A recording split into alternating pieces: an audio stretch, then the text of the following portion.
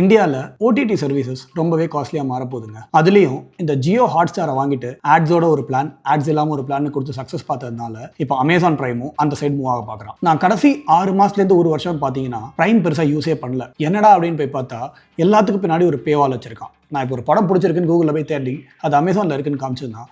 உள்ளே போனோடனே ரெண்ட் பண்ணு இல்லைனா வாங்கு அப்படின்னு சொல்கிறான். இது மட்டும் பத்தாதுன்னு பேரமௌண்ட், ஸ்டார்ஸ், ஹுலு, ஆப்பிள் ப்ளஸ்னு இஷ்டத்துக்கு ஆட்-ஆன்ஸ் வர ஆட் பண்ணி வச்சிருக்கான். ஒவ்வொன்றுத்துக்கும் தனித்தனியாக காசு கட்ட சொல்கிறான்.